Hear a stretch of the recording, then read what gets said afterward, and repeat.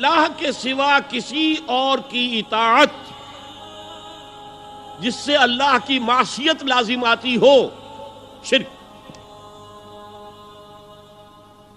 لا طاعت لمخلوق فی معصیت الخالق، مخلوق میں سے کسی کی اطاعت نہیں ہوگی یہ اس معاملے میں جس میں خالق کی معصیت لازم آ رہی۔ ہاں، خالق کے احکام کے اندر والدین کا حکم بھی مانو، اطاعت کرو،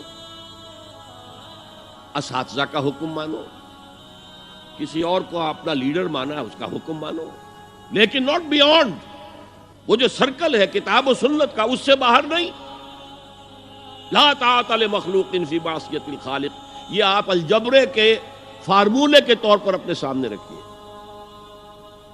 اب اسے اپلائی کیجئے، جیسے فارمولوں کے ذریعے سے پھر بڑے بڑے وہ سم جو ہے وہ حل کیے جاتے تھے سوالات۔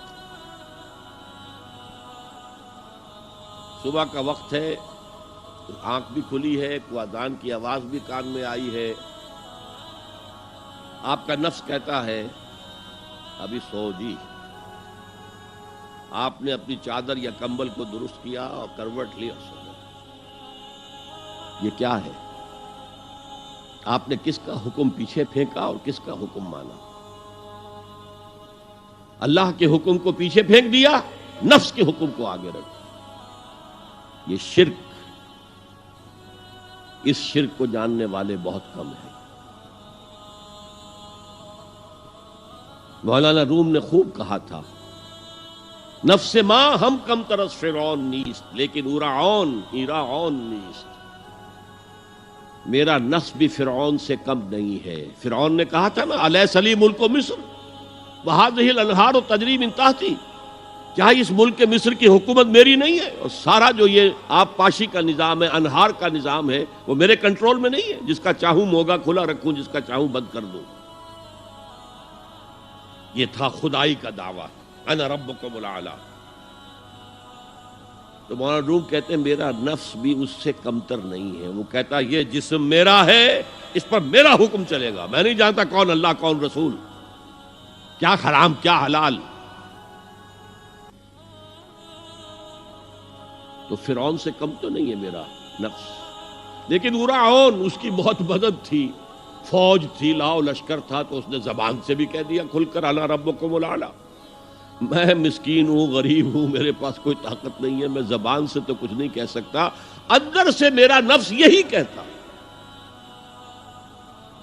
یہ نفس کی حکومت قرآن کہتا ہے، میں حیران ہوتا ہوں، دو جگہ یہ مضمون آیا ہے، ارأیت من اتخذ الہہ ہواہ افانت تکون علیہ وکیلا۔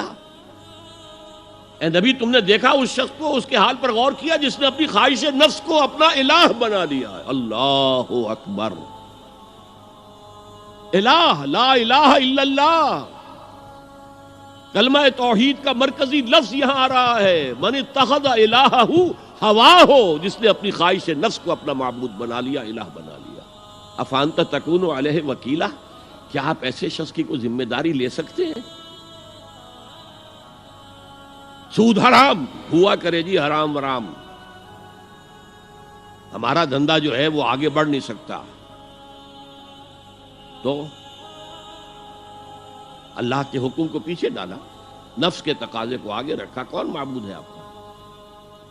نام عبداللہ رکھیے، نام عبد الرحمن رکھیے، ہے عبد النفس، نفس کے بندے، نفس کے غلام۔ یہ میں نے یوں سمجھئے کہ جیسے میں نے ہجرت اور جہاد کی ڈیفینیشنز کی تھی۔ ہجرت کا بیس کیا ہے؟ پوچھا گیا ایو الہجرت افضل یا رسول اللہ، اے اللہ کے رسول بتائیے سب سے اعلیٰ ہجرت کون سی ہے، افضل؟ فرمایا ان تہجر ما کرہ ربک، ہر اس چیز کو چھوڑ دو جو تمہارے رب کو پسند نہیں۔ آج رات ہی سے آپ ہجرت شروع کر سکتے ہیں۔ جائزہ لیجئے کیا کیا چیزیں میری زندگی میں خلاف شریعت ہیں، تو اللہ کو ناپسند ہے، فیصلہ کیجئے کہ آج کے بعد نہیں ہوگی۔ ہجرت شروع ہو گئی، افضل الہجرہ، سب سے افضل ہجرت شروع ہو گئی۔ لیکن ٹاپ پر لے جائیے تو یہ ہجرت جب اللہ کے دین کو قائم کرنے کی جدوجہد اس مرحلے پر آ جائے کہ اب باطل کے ساتھ ٹکراؤ ہے، اور اب چاہیے کہ ساری قوت ایک مرکز پر جمع ہو جائے، ہجرت فرض کر دی گئی، وہ ہجرت گھر بار چھوڑ کر، اہل و عیال کو چھوڑ کر، اور مکے کے بھیڑیوں کے رحم و کرم پر چھوڑ کر اپنے گھر والوں کو جو لوگ ہجرت کر کے آئے، حکم تھا۔ ہجرت مدینہ فرض تھی، ہجرت حبشہ فرض نہیں تھی، صرف اجازت تھی کہ جن سے سختیاں نہیں جھیلی جا رہی مزید وہ چلے جائیں۔ تو ہجرت کا یہ ابتدائی نقطہ، انتہا یہ جہاد، المجاہد من جاہد نفسہ، جہاد تو یہاں سے شروع ہو گیا، اپنے نفس کے خلاف جہاد کرنا۔ صبح نفس نے کہا ابھی سو جاؤ، آپ نے نفس کی بات کو رد کیا، اپنا کمبل اٹھا کے پھینکا، اٹھے، وضو کیا، نماز کے لیے آپ مسجد چل دیے، آپ نے جہاد کیا نفس کے خلاف۔ یہ افضل الجہاد ہے، اور سب سے چوٹی اوپر یہ ہے کہ جب وہ حق و باطل کی جنگ ہو تو جان ہتھیلی پر رکھ کر میدان میں حاضر ہو جاؤ۔ هي الحلقات تحفظني بآيات من القرآن، هي الحلقات تملأني بحب المصطفى العدنان.